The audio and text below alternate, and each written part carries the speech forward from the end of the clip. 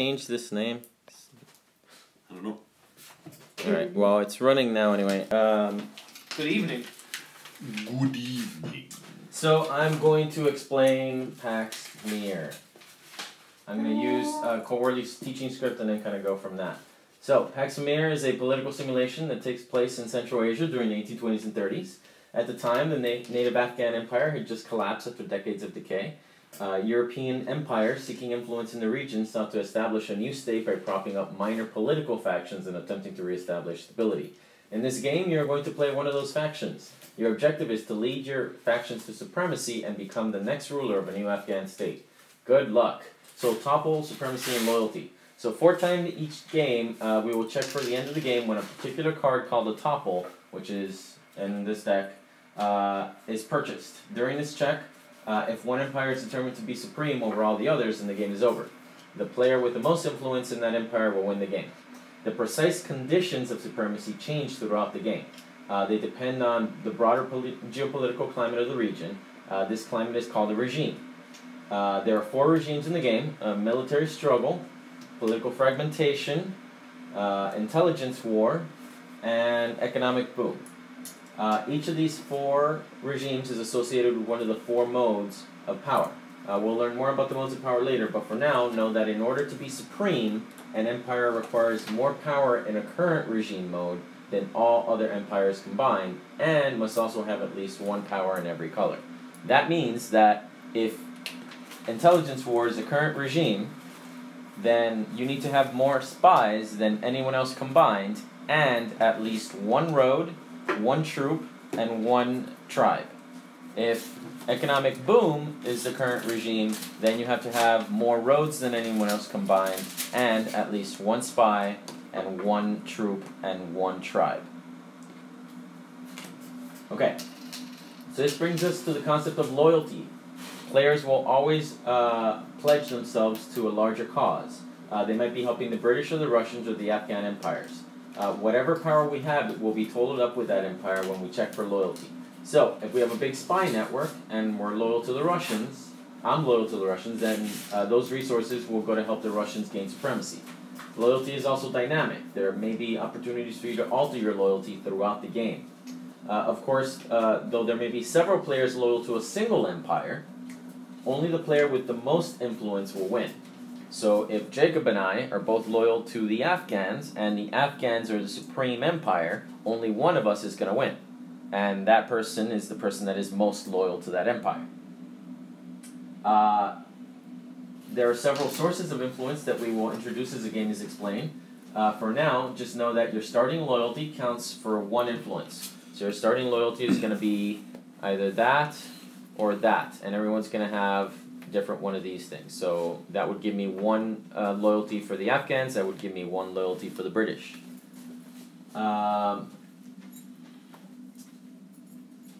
The player with the most influence in an empire should also take the corresponding favor card if you're playing the regular base game. However, we're going to be playing the nation building, which is Coworley's preferred method to play this game. And I think everyone here's preferred method to play this game as well. Favors should change hands the moment a new player has gained an influence lead. Often players will be tied in influence. In this case, referred to the game's global tiebreaker, which is the most guns, followed by the most money. So whoever has the most guns, if people are tied, wins, and whoever has the most money, if they're tied for guns, wins, just like in real life. Okay, so now we're ready to talk about how the game plays. Pax Pamir is a tableau builder. This means that you're going to be taking cards into your hand and then playing them in a row in front of you. This can be called your tableau. So if somebody can hand me some cards so I'm not taking them from here. Oops, that's hard. There we go. Alright, so if I have my tableau right here like that, this means that, your tableau represents a cabinet of your trusted advisors. These cards will give you special capabilities and help you establish power by placing units on the map. These units are used to calculate victory and have numerous other effects. We'll talk more about the specific kinds of units shortly. First, let's take a look at a game card. So we can put a game card right there. Or if somebody wants to model a game card, that would be helpful.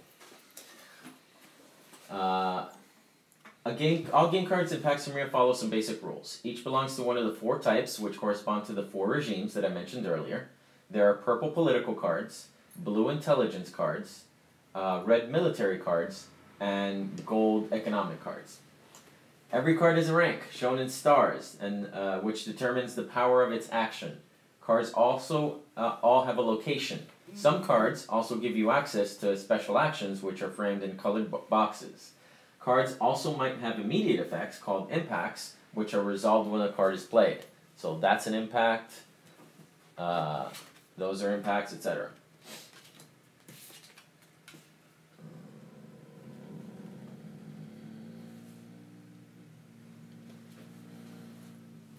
Most cards in the game can be played by players of any loyalty, but some cards have a loyalty of their own, like that one right there. This is indicated by a colored band at the top of the card.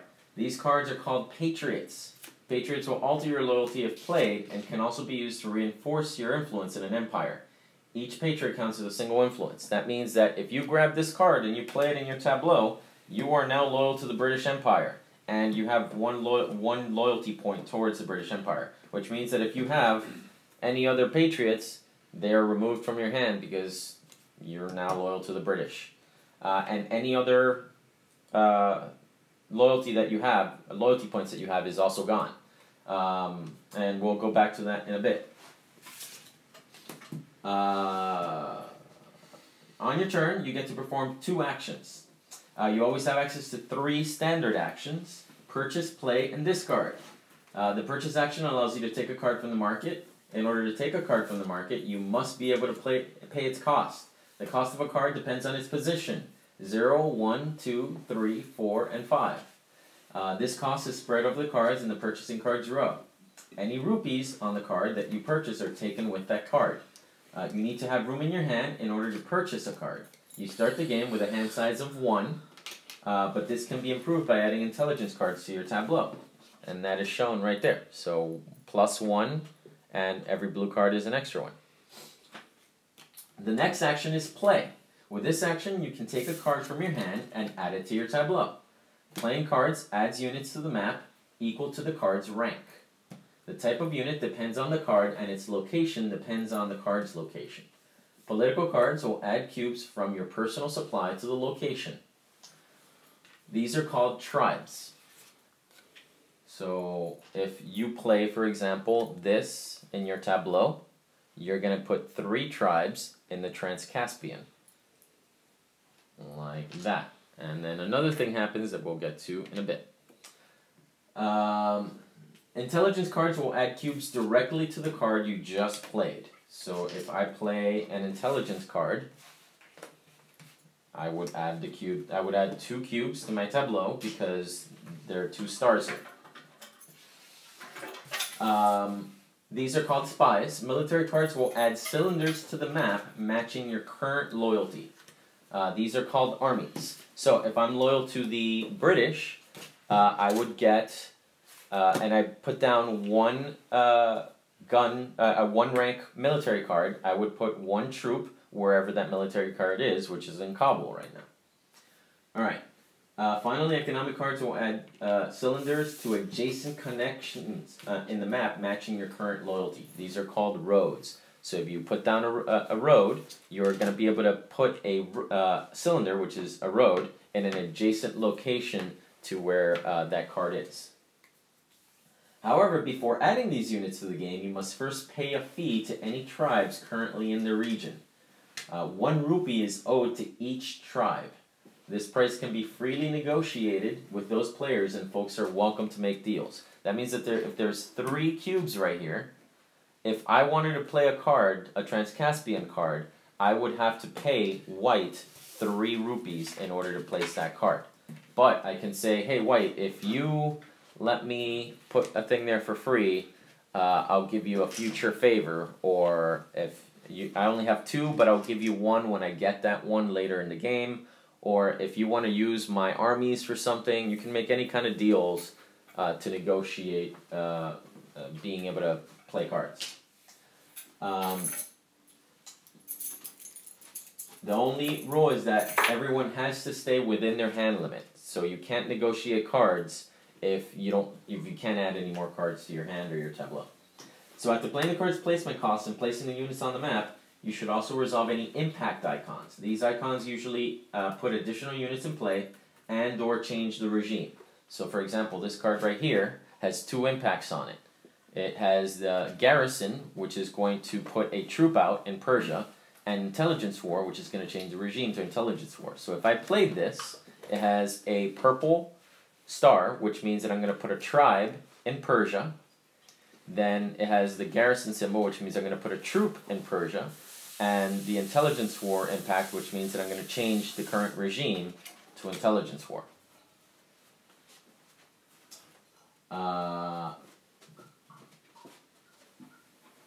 The last standard action is discard, which allows you to remove a card from your hand. If you use this action twice this turn, you may take a rupee from anywhere in the game. After you've taken your action, you then perform cleanup. First, discard any Patriot cards in the 0 row. So any of these cards that are in the 0 row would go away. Then you shift the market cards, and you draw new cards from the deck until the market is full. You must also discard down to your tableau size, which is 3 plus the number of purple stars in your tableau. Okay, so now to explain a little about how the tableau actions work. Those were the standard 3 actions that you can do, but you can also do actions for things that are on your tableau. So for example, if you have this card, you can do the travel action and the assimilate action, and one or the other. You can't do both. You can only ever do one on a card. So Joe here, let's say he has that, right? And he has 2 spies in Kabul, and let's say that Jacob has a card over there. So the travel action will allow Joe to move 2 movement points to other cards around the other player's tableaus. That means that he can move 1 spy 2 spaces, or he can move 2 spies 1 space. It's 2 movement points. And when he does that, he essentially just taps that card to show that that card has been used. However, that would count as one of your 2 actions unless we are in intelligence war. So if the actions that you're doing are the actions that are available here in the current regime, then these actions are free and do not count towards your 2 actions. So the other thing you can do is counter-espionage. Counter-espionage allows you to kill spies in your tableau. So if you had 2 spies on the same tableau card and you use the counter-espionage action, you could kill one of those spies.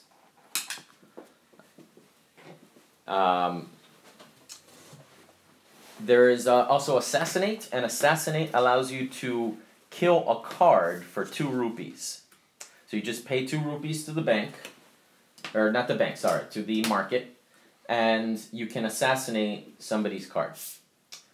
Bribe allows you to pay 2 rupees per star of the card to steal that card from the other player. You're bribing that card away. So if that is a 2 rank card, you pay 4 rupees, and you would just go like that, and then like that, and you would steal that card. So the campaign action allows you to move and attack with co-located armies. That means that if you're the Russians, and you have a thing here, and let's say that there are some troops there, Russians are blue. You would be able to move as many troops as you like across, but it's going to cost you 2 rupees to move without a road. If you have a road, then the movement is free. So you move from there to there, and then as part of the same action, you can attack these 2 tribes unless you have a troop there. If you have a troop there, you have to kill the troops before you can attack the tribes. So in this case, if I'm using this campaign action, I would move from there to there, and then as I would attack with the number of the stars that I have, which is 2, which means that I can attack this one with this one, and it's 1-for-1 combat, so these 2 would go away, and then this one is left over, and I can use this one to kill this tribe. However, that only matters if you don't have a spy in that region. So if I had one of my spies on a Kabul card, then I can bypass this troop to kill the cubes directly. And it doesn't even have to be my spy. It just has to be a consenting spy. That means that if I had somebody else's spy was in Kabul, I could say, hey Joe, can I use your spy for 2 rupees? If it's hurting Jacob, sure. To kill that person. And that's the thing you can do, amongst many other deals. So that is how campaigning works. Commerce allows you to take 1 rupee from the bank, or sorry, from the market cards, anywhere in the market cards. So I could say, okay, let's say I take this, and that has the commerce action, and it has 2 stars. So I just tap it, and then I can take 2 rupees anywhere on the market tableau. Alright, gifts allows you to add loyalty points to your faction. So if you are currently loyal to, let's say, the British, you pay 2 rupees, you put one of your cubes here to signify that you now have an extra loyalty point. If you switch your loyalty, that's going to go away because the other regimes don't give a damn about the gifts that you pay to other regimes. The next gift is going to cost 4, and then the next one 6. So that's one thing you can do with the gifts action. Then there's the tax action. And the way that the tax action works is thusly after I explain Wazirs. So, one thing that I failed to mention because it's part of the expansion, but really should be part of any game that you play, is you're going to gain, when you have more when you have more wood than anyone else, plus at least 1 tribe, you're going to gain the Wazir card and become the ruler of that region. So let's say that I'm white and I am loyal to the Russians, or rather, let's even remove all of these. Let's say that I'm white and I play a tribe card, which is going to put 2 tribes there. That means that I'm going to take the Kabul card because I now have more wood than anyone else in this region, and at least 1 tribe is part of that. If I was loyal to the Russians and I had just this, that wouldn't give me the card because I don't have at least one tribe in there. So let's say that I do take this, and this is going to give me some abilities. The first thing it's going to do, it's going to allow me to tax in that region.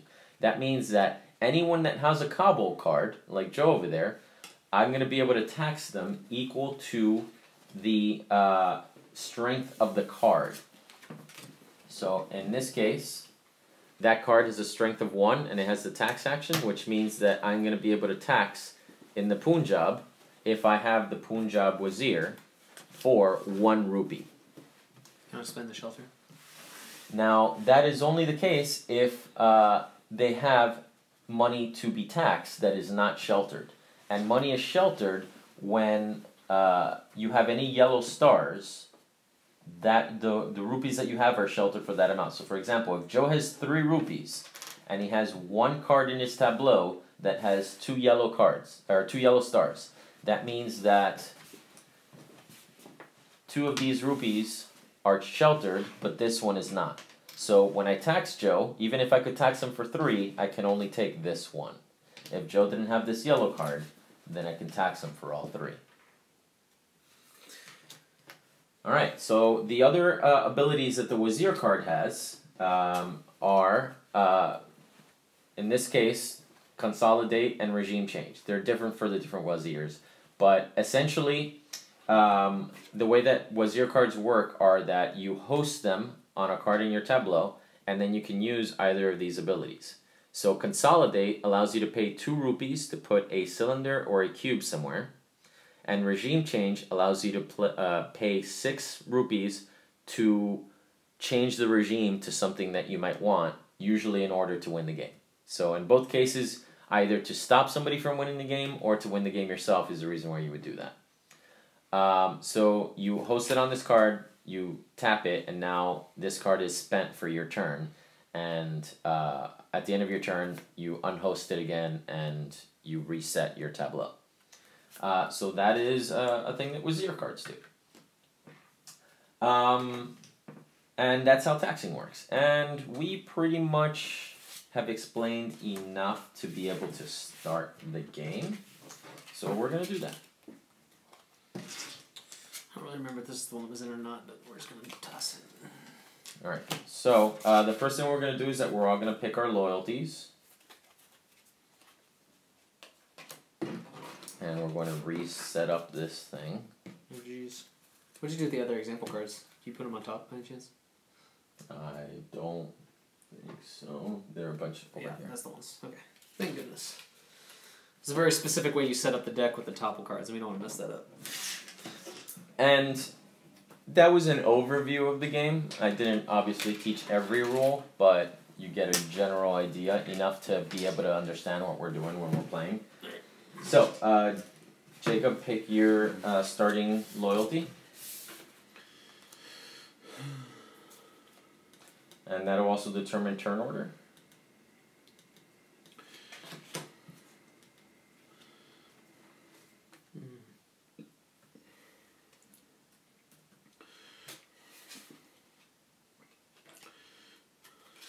Ready? Yep. Number 9. Number 2. Number 6. Oh, Andy and I picked the same. Awesome. So, 2, Great. 6, and 9. And Joe and I are both loyal to the Afghan empires, while Jacob is loyal to the Russians.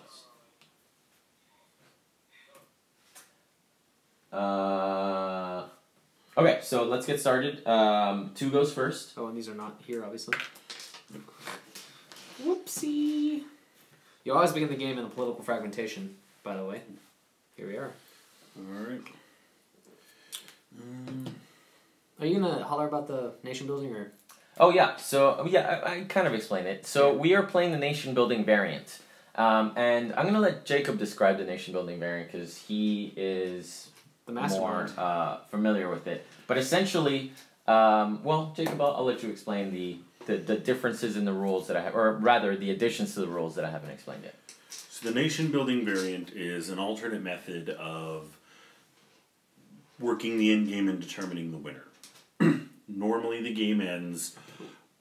Well, first off, the loyalty cards are not used. Which I didn't explain because we're not using. So, See ya. but they're not used. You remove them from the game. When you're playing nation building, when a topple card comes out, if the topple is triggered and no one wins, you continue play as normal. If, however, a topple card is triggered and a nation has achieved what would normally be a win in the game, instead, every player loyal to that nation will receive 1 victory point, which you can write on a piece of paper or use tokens or whatever, per loyalty that they have with that nation. If only 1 player is loyal to the winning nation, they will get 2 bonus points. You then remove all pieces from the board. Everyone takes all cards that they have in play into their hand. And starting with the player to the left of the person who triggered the topple, you may discard any number of cards that you desire. Play then continues as normal, where you're able to replay the cards in a different order. You may discard cards and get new ones. The game ends either after the 4th topple, or if one nation successfully won 2 consecutive topples. In either case, when the game ends, whichever player has the most victory points wins, no matter who actually triggered the topple. Alright. So, 2 can do their actions. Alright. I'm going to...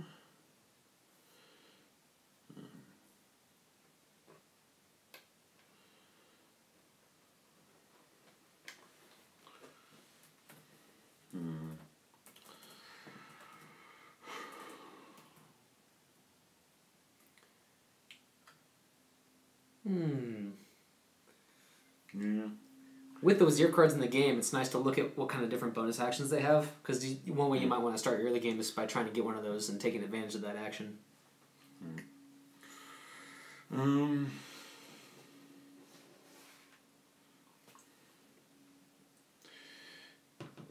Yeah, I think what I want to do is... It's a strong card. Play this card as my second action. I generate 3 tribes in Trans-Caspian, which means it will now cost any player will have to pay me $3 to play Trans-Caspian cards into their tableau. Which is correct. So that was Jacob's 2 actions, and then we refill the market. Just slide him down like that, and now it's Andy's turn. Afghan guns everywhere. That's right. We're coming for you. Apparently. Bye. Alright. I am going to do what? Now, does he get this right away, or does he have to have 1 troop there? No. He gets it right away. Very good. Alright. So that is not actually in his tableau, that's kind of separate. It's just showing that he dominates right now. So this would be his tableau, and this would be just... This is not really visible from where the camera is. But, yeah. Very well. So, I am... What am I going to get? I can... Not a lot of single star cards. I could get the Nomadic Warlord, which would give me a loyalty and 2 guns. And that's probably where I want to go. If I go here, that would put a troop in Herat as well as 2 roads and give me commerce and gifts. But I think I like guns. Guns are good.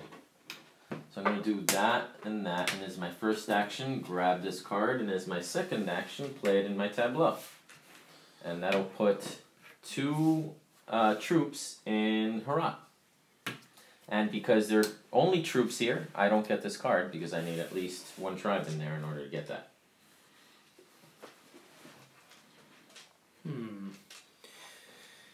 Well, some of the really good cards have kind of wandered off. There are some good cards with different loyalties on them, but I'm a little wary of this early in the game.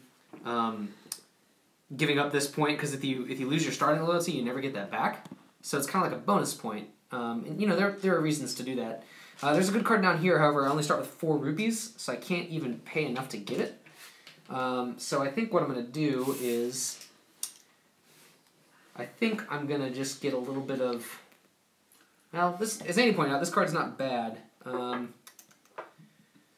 as long as we are both loyal to the Afghans, that would start building up Herat. So he put the troops in, I could put the roads in. The other way I might go is by go ahead and trying to get some troops out and grab one of those Wazir cards like Jacob did. And... Sure, so one thing I could do that might be kind of fun. Did they double stack in this game? Yes. Yes. Okay. So one thing that might be kind of fun is to grab this card and play that, since Andy's already started Herat up. Now I get to put a cube there, and I'll claim the Wazir card. And then I have some troops to protect me. So we're going to do that. Plus now you can tax Andy, since he also has a Herat card. Well, I can consolidate. There's no... oh yeah, I do have the tax section. Excellent. Good observation. Oh, but also we are currently in a military struggle. That was one thing I almost forgot. But that's one of those, what do you call them, immediate effects? Yeah. No. Impacts. Impacts, yeah. So we have an impact. Now, campaigns are free. So Andy does have a campaign action, so he can wage war. Without spending an action bonus. Alright, it goes back to Jacob. Here, I'll play my tableau. And there's a lot of money in that market. There is. I'm going to take this card. I'm going to play this Kandahar card, which puts out a soldier in Kandahar. I will then, let's see here, it's $2 to move across a section when you don't have a road, correct? I believe so. I was a little worried on that, but I'm pretty sure that's the case. Come here, hand me that. Oh. I can look it up while you're doing your turn, but I'm 90% sure. I've done 2 actions. The only thing I need to know is the campaign something I can afford to do or not? Because that's the only decision I have left to make. Right. And that would just be a 1-for-1 exchange in any raid? Right. Okay. Yeah, you could probably start your turn, Andy. We'll let him do that if that comes up. 1 rupee for each Yeah, to each of the two rightmost cards to move your armies as if there was a road. Alright, so he could do this for free, but since he doesn't have enough rupees to pay the cost, he's going to let it slide. Okay. I am going to grab probably that Harrod card because it's 2 money and just as good as it was before. You're going to garrison it up too, so stronger and stronger. So I do that. And you are going to play it. And I am going to play it, which is going to put a road, 2 it roads too. wherever I want. Adjacent to Harrod. I don't know that I probably want to do that so that I can. Where are my color things? I should probably grab some. But yeah, I probably want to do that so that I can not necessarily kill Jacob's cubes, but extort Jacob's cubes.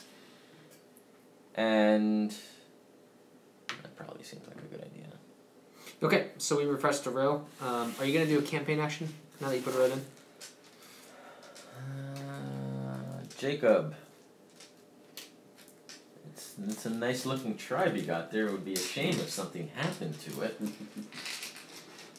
What is there do you wanna Give him some money. give me something? some protection? It's Grace Town. You're going to need protection, man. Luckily I got a knife in my boot. Well, all I have is $1, sir. Yeah, that's fine. And so we're playing with the base rules of negotiation, where like anything goes. There were additions. So the rules as written, and Cole's all about games being played with the rules as written. But there in the living rules, the negotiations are a little less freeform. But to be honest, I don't remember how they go. I know they have to do. You have a gift. You have to give a gift in order to do that. Right. Triggering the gift action allows you to make a negotiation. Both parties do not have to have the gift action, but one of them does, and it is an action. Okay. Oh, that's kind of cool. You can talk it out ahead of time, but to actually do it requires a gift So you'd be like tapping this card to be making a deal. Yeah. Alright, I do have the gifts action. But it would have to be on my turn to... No, yeah, for you to be able to give me a gift. Right. Yeah. Alright. Well, maybe next turn then, eh? Since you you know what? did your 2 actions. Jacob, I will allow you to exist. Just know that you're alive because I allow it. Mm-hmm. Okay. I'm going to try to do a combo play here. So I'm going to take this card, which is not the best card, but it's got 2 rupees for me. And additionally, I'm going to go ahead and play that into my tableau, and I can play it on either side. I'm going to play it on this side. That's going to change it to a political fragmentation, right? Yep. And what's cool about that is I've done 2 actions, but now this tax action is free, and I can tax Andy because Why would you do such a thing? he has troops that are loyal to him in that area. Alright, so I have 2 in my tax shelter, but that still means that I have 2 left over. So I'm taxing. Here we go. That's not nice. Yeah, and that's my turn. It was a good one. Yep. Okay. Oh, you have to pay me to play that Kandahar card. Because I have tribes. Oh, you don't have tribes though. Oh no, that's Yeah. Trans-Caspian. Right, but also I forgot to put the road out, Yes, which I do need to do. And we're gonna get the road. To, You're right. I say the road. Let's see what's out of the market here. There's Persia, Cabal. Yeah, I think we're gonna do Kabul up here, Cabal, whatever it is. Alright, so I'm gonna probably put that there. But it's tableau. And Alright. Joe, you can put your thing there like that. And then that way people Oh, can can they see see it. it alright? Alright, these are my mark. I can play from the hip, literally.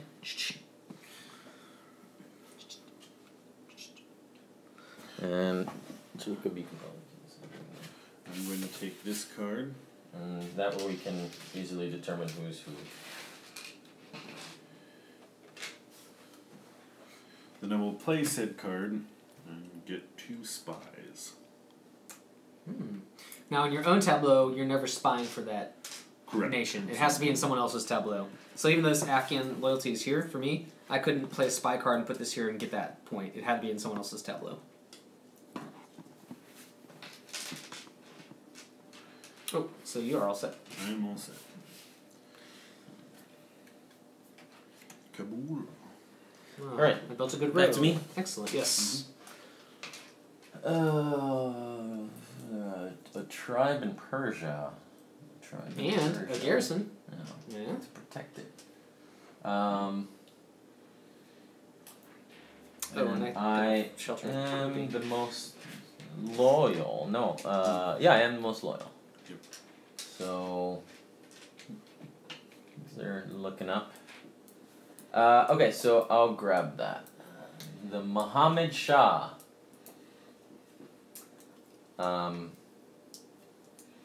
And I will put it, so you decide whether you want to put it on this side or that side, and it matters because spies can attack those cards. So am I more afraid of Jacob or am I more afraid of Joe? Right now it doesn't really matter all that much. Well, he does have spies, so. Yeah, it does matter. Never mind. So yeah, I'll put it over there.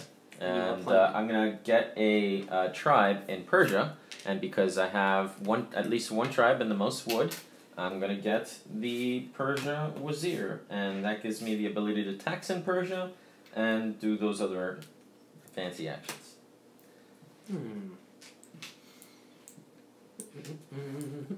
Oh, it also switches to regime to intelligence wall. Ooh. That's good for me. Well, I don't want to spend all my money, but because the regime just changed and I don't have a single blue card, I'm going to spend a bunch of dough, take and play this card. Fandy will forego the cost of $1.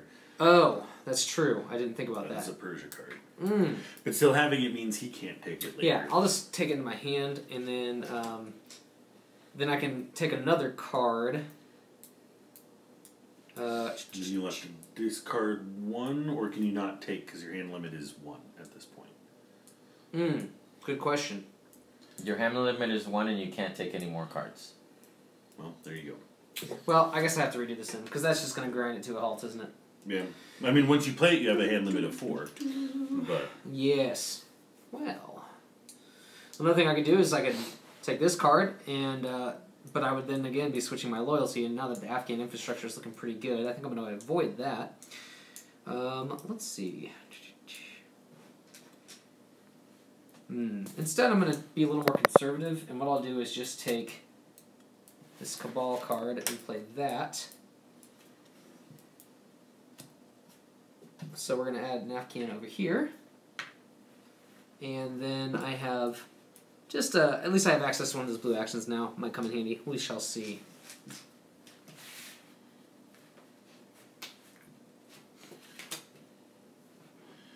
alright. So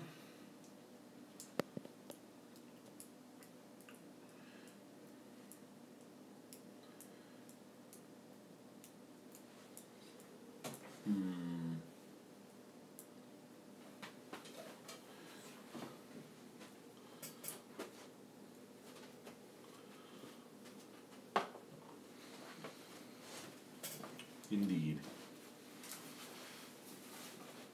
So I guess I'll take my free blue actions to start since we're in intelligence war. I will do a travel action. Oh darn.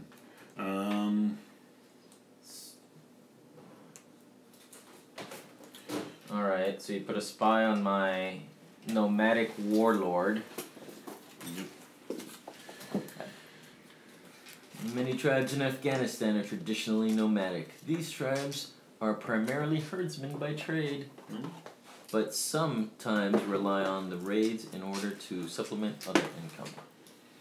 And then for my second action, Pardon me. Just going to plug in this device.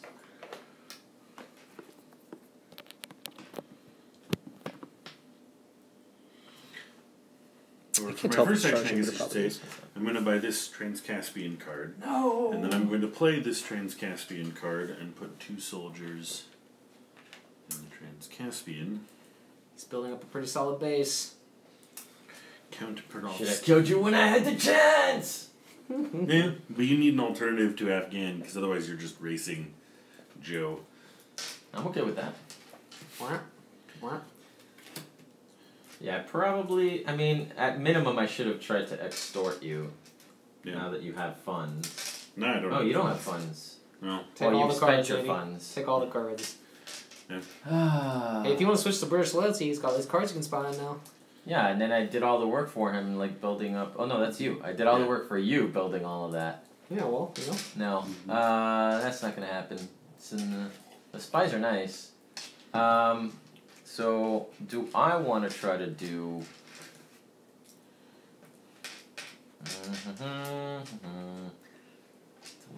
I want to try to. What can I do here? Right. So I cannot tax in Herat. Joe can. Heck yeah. Now, can you? Are you allowed to tax adjacent to roads? No. No, it's just from the region. You can only tax. Well, in the original rules, yes. So if you read your rule book, then it's going to be confusing because yes, you can. But in the later editions of the living rules, you can only tax a card. You can only tax a person if they have a card of the location that you're taxing, which is a lot simpler. Sure. Easier to teach and makes more sense. What am I gonna do? Okay, so I should probably just start attacking Jacob, maybe. Because no.